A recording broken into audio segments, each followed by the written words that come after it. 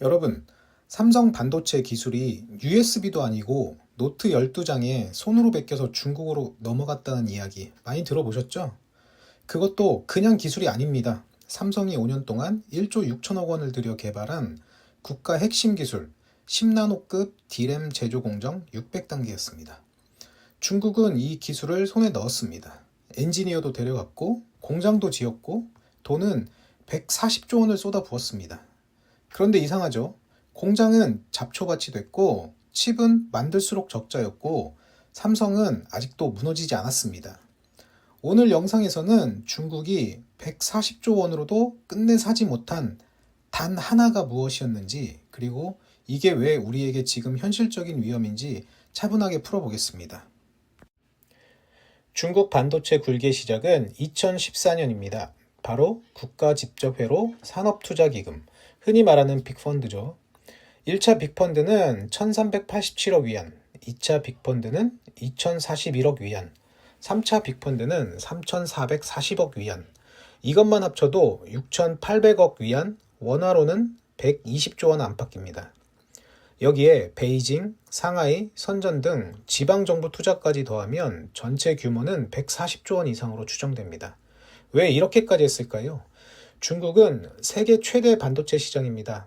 직접 소비만 따져도 전 세계 수요의 30%, 공급망을 통한 최종 소비까지 포함하면 절반에 가깝다는 분석도 있습니다. 하지만 생산은 어땠을까요? 핵심 공정과 장비는 거의 전부 수입이었습니다. 2018년 미중 무역 전쟁 이후 화웨이를 시작으로 반도체 공급이 막히자 중국은 현실을 직시합니다. 반도체를 못 만들면 우리는 언제든 목줄을 잡힌다. 그래서 중국은 돈으로 시간을 단축하려는 선택을 합니다. 그리고 첫 번째 지름길로 사람을 선택하죠.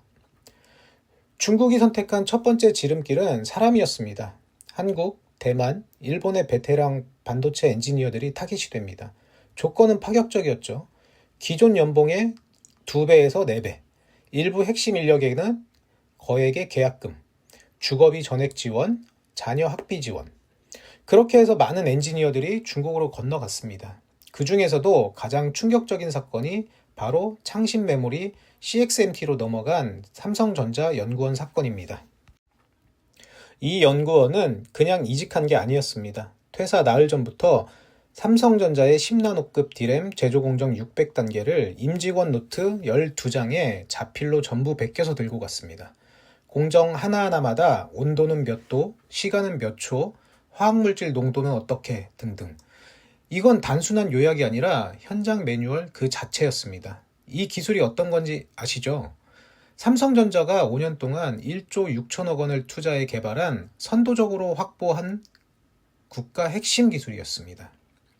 그걸 한 사람이 노트 12장에 담아 몽땅 들고 나간 겁니다.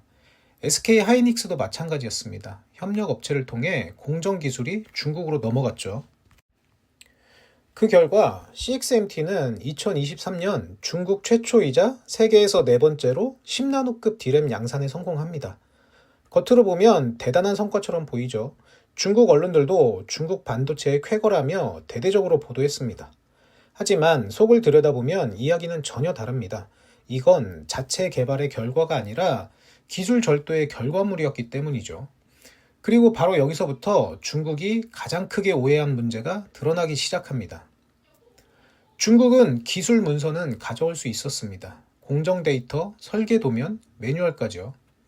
돈으로 사람을 사서 귀한 기술을 손에 넣었다고 생각했겠죠. 하지만 반도체 제조에서 정말 중요한 건 그게 아니었습니다. 바로 수율입니다. 수율이 뭐냐고요? 간단합니다. 웨이퍼 100장을 가공해서 정상 칩이 90개 나오면 수율은 90%입니다. 나머지 10개는 그냥 쓰레기가 되는 거죠. 여기서부터 문제가 시작됩니다. 수율이 낮아지는 순간 공장은 돌아가는데 돈은 새기 시작합니다. 같은 공장, 같은 설비를 써도 팔 수 있는 제품이 적어지면 칩 하나당 원가는 기하급수적으로 폭등합니다. 이건 비효율이 아니고 돈을 태우는 구조입니다. 자, 실제 수치를 한번 보겠습니다. 삼성전자 안정화된 공정에서 수율 90% 이상, TSMC도 비슷합니다. 심지어 2나노 같은 최첨단 공정에서도 50% 중반대인 수율을 확보했습니다. 그런데 중국은 어떨까요? 중국 최대 파운드리 SMIC의 AI 칩 어센 910B 수율은 약 50% 수준으로 알려져 있습니다. 차세대 910C는 20%대까지 떨어진다는 분석도 있고요. 이게 어떤 의미냐면 이렇습니다. 삼성은 100개 중 90개를 팔 수 있는데 SMIC는 50개, 910C는 20개만 팝니다. 같은 공장을 돌려도 팔 수 있는 물건이 절반, 아니 5분의 1로 줄어드는 겁니다. 그러면 어떻게 될까요? SMIC는 삼성보다 2배, 910C 기준으로는 4배 이상 비싼 가격을 받아야 겨우 본전입니다. 그런데 같은 성능의 칩을 2배, 4배 비싸게 누가 살까요? 없습니다. 실제로 EUV 없이 DUV 멀티 패터닝으로 만들면 공정 단계가 늘어나고 원가는 최소 50%, 많게는 몇 배까지 폭등합니다. 기술은 훔쳐왔지만 공장을 돌릴수록 적자만 쌓이는 기괴한 상황이 벌어지는 겁니다. 그래서 여기에서 국가가 등장합니다. SMIC의 2024년 영업이익에서 정부 보조금이 차지하는 비중은 상당합니다. 이 보조금이 없었다면 SMIC는 사실상 만년 적자 기업이었을 가능성이 큽니다. 이 말은 곧 이겁니다. 기술적으로는 만들 수 있습니다. 하지만 사업적으로는 성립하지 않는다. 훔친 기술로 공장을 돌려봤자 결국 남는 건 제품이 아니라 세금으로 메운 적자뿐이라는 거죠. 그럼 질문이 하나 남습니다. 왜 같은 기술을 가져왔는데 수율은 이렇게 차이가 날까요? 중국이 간과한 게 있습니다. 반도체는 천재 한두 명이 만드는 산업이 아닙니다. 설계팀, 공정팀, 장비팀, 소재팀, 품질관리팀, 수천 명의 엔지니어들이 유기적으로 협력해야 비로소 작동합니다. 그리고 더 중요한 게 있습니다. 바로 암묵지입니다. 암묵지는 노하우라고도 하죠. 매뉴얼에는 온도를 250도로 유지하라고 써 있을 거예요. 하지만 현장에서는 249도에서 251도 사이를 어디까지 허용해야 하는지 20년 경력의 엔지니어는 몸으로 합니다. 이건 문서로 전달되지 않아요. 또 하나가 있습니다. 삼성이나 TSMC는 수십 년 동안 셀 수 없이 많은 실패를 했습니다. 이 공정에서 이 문제가 생기면 어떻게 복구했는지, 이 소재를 쓸 때 어떤 변수가 터지는지, 이 모든 실패가 데이터로 축적돼 있습니다. 삼성과 TSMC는 40년에 걸쳐 실패를 기록하고 복구하고 다시 실패하며 이 자산을 쌓아왔습니다. 중국은 이 과정을 돈으로 건너뛰려고 했죠. 하지만 현실은 냉정합니다. 기술 문서만으로는 같은 제품을 재현할 수 없다는 게 증명된 겁니다. 한 문장으로 정리하면 이렇습니다. 반도체는 기술 산업이면서 동시에 경험 산업입니다. 지금부터는 중국 반도체 굴기의 사건 중 한 사기 사건을 보겠습니다. 기술 이야기를 하다 갑자기 사기 사건이 왜 나오냐고 생각하실 수도 있는데요. 하지만 이 사례는 개인의 일탈이 아니라 돈으로 반도체를 복제할 수 있다고 믿었던 정책 구조의 실패를 가장 적나라하게 보여주는 장면입니다. 중국 정부가 140조 원이라는 돈을 쏟아붓자 어떤 일이 벌어졌을까요? 돈이 기술보다 앞서 움직이기 시작했습니다. 대표적인 사례가 바로 우한홍신 HSMC입니다. 2017년 우한시에 갑자기 이런 회사가 등장합니다. 우리가 7나노 공정을 구현해서 세계 3위 반도체 회사를 만들겠다. 7나노 공정이 어떤 기술인지 아시나요? 2017년 당시 전 세계에서 TSMC와 삼성전자 단 2곳만 할 수 있던 기술이었습니다. 그런데도 우한시 정부는 이 말을 믿고 153억 위안, 우리 돈 약 2조 7천억 원을 투자합니다. 여기서 중요한 건 이 회사가 거짓말을 했다는 사실이 아닙니다. 더 중요한 건 이 말을 검증할 수 있는 반도체 생태계가 투자 결정 과정에 존재하지 않았다는 점입니다. 창립 멤버들은 반도체 산업 경험이 거의 없었고 기술 로드맵도 공정 검증도 없었습니다. 그런데도 7나노라는 말 한마디에 막대한 공공자금이 집행됐죠. 이건 사기꾼이 교묘해서라기보다는 기술을 평가할 능력이 없는 곳에 돈부터 도착한 결과였습니다.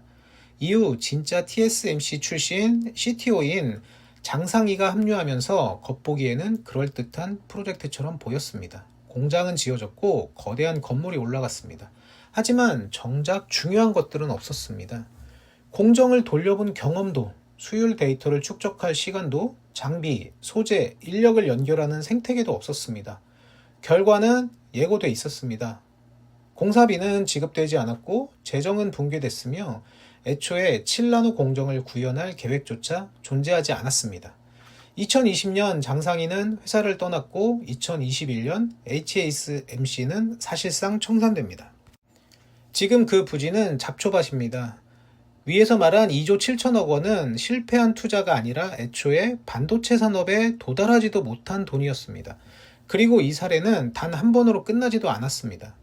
월스트리트 저널 조사에 따르면 최소 6개 이상의 대규모 반도체 프로젝트가 비슷한 방식으로 무너졌어요. 결국 2022년 빅펀드 책임자들이 부패 혐의로 줄줄이 조사를 받았습니다. 이 장면이 보여주는 건 단순한 부패가 아닙니다. 반도체는 돈을 먼저 쓰고 나중에 기술을 채워 넣을 수 있는 산업이 아니라는 사실, 그리고 그 순서를 거꾸로 믿었을 때 어떤 일이 벌어지는지입니다. 그리고 그때 미국의 결정타가 날아옵니다. 2022년 10월 미국은 중국에 대한 반도체 수출 통제를 본격화합니다. 가장 치명적인 건 ASML의 EUV 장비 수출 금지였습니다. EUV란 극자외선 노광 장비를 말합니다. 7나노 이하 첨단 반도체를 만들려면 이 장비는 필수예요. 그런데 이 장비는 전 세계에서 네덜란드 ASML 단 한 곳만 만듭니다. 가격은 한 대에 약 2천억 원. 미국은 네덜란드 정부를 설득해 중국으로 가는 EUV를 완전히 막아버립니다. 비유하자면 이렇죠. 차체는 만들었는데 엔진이 없는 스포츠카입니다. 중국은 구형 장비인 DUV로 7나노 공정을 시도합니다. 불가능하지는 않아요. 하지만 멀티 패터닝으로 같은 회로를 3번, 4번 반복해야 합니다. 공정 시간은 늘고 불량률은 높아지고 원가는 폭증합니다. 미국의 제재는 여기서 끝나지 않습니다. 18나노 이하 D램 장비, 128단 이상 낸드 장비 하나씩 조여옵니다. 그리고 2025년 중국산 반도체 관세는 25%에서 50%로 인상한다고 하죠.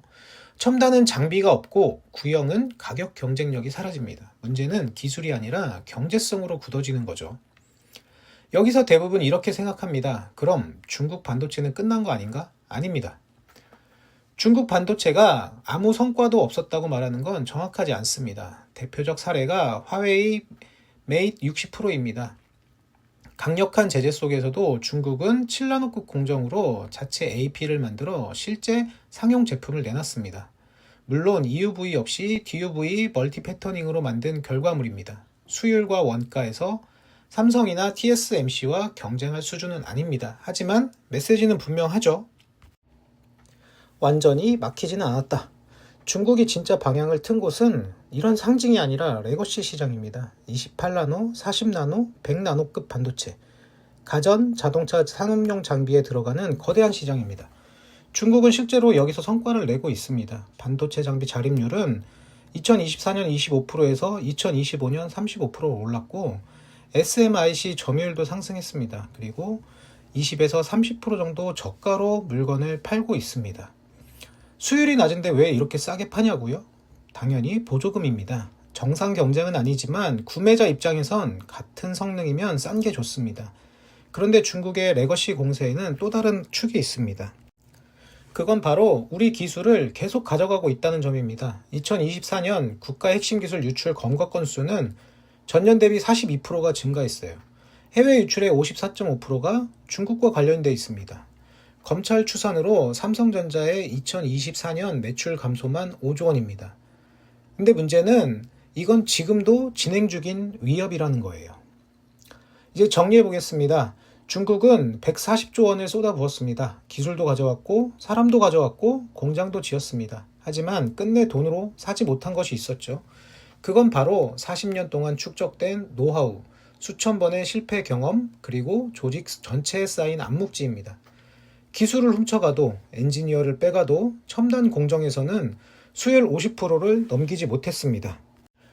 이유는 분명하죠. 문서만으로는 부족했고 수율이 절반이면 가격은 2배였고 보조금은 사기꾼을 불러왔고 EUV가 막히자 첨단은 멈췄습니다. 중국 반도체의 문제는 돈이 부족해서가 아니라 시간을 건너뛰려 했다는 점입니다. 반도체는 40년이 만든 산업입니다. 그 시간은 돈으로 살 수 없죠. 하지만 중국은 포기하지 않았습니다. 첨단에서 막히자 레거시로 방향을 틀었고 보조금으로 가격을 눌러 시장을 잠식하고 있습니다. 그리고 우리 기술은 지금도 세고 있고요. 한국 반도체가 지금의 초격차를 영원히 유지할 수 있다고 장담하기는 어렵습니다. 투자는 정체돼 있고 정책 불확실성은 반복되며 인재 유출 압력도 커지고 있습니다. 기술 유출은 개인의 일탈이 아니라 이미 구조의 문제입니다. 사실 우리가 당장 할 수 있는 건 많지 않아요. 하지만 이해는 할 수 있습니다. 앞으로 뉴스를 볼 때 이것만 기억하세요. 첨단인가? 레거시인가? 수율은 얼마인가? 개인이 아니라 구조 문제인가? 이것만 구분해도 세상이 다르게 보입니다. 왜냐하면 우리 수출의 약 20%가 반도체이기 때문입니다. 이 산업이 흔들리면 환율이 흔들리고 물가가 오르고 취업 시장이 먼저 얼어붙습니다. 적어도 첨단 공정에서는 중국이 아직 뒤처져 있습니다. 하지만 방심하면 안 되겠죠. 기술 절도는 등 뒤에서 칼을 꽂는 것이고 저가 공세는 발밑의 땅을 파내는 일입니다. 하나는 즉각 보이고 다른 하나는 시간이 지나서야 드러납니다. 그래서 오히려 답은 단순합니다. 처벌이라는 방패와 기술 초격차라는 창. 이 두 가지를 동시에 하지 않으면 산업은 안에서부터 무너집니다. 그래서 마지막 질문은 이겁니다. 중국 반도체 정말 끝난 걸까요? 아니면 더 위험한 방식으로 돌아오고 있는 걸까요? 이번 영상은 여기까지입니다. 도움이 되셨다면 좋아요와 구독 그리고 여러분 생각을 댓글로 남겨주세요. 시청해주셔서 감사합니다.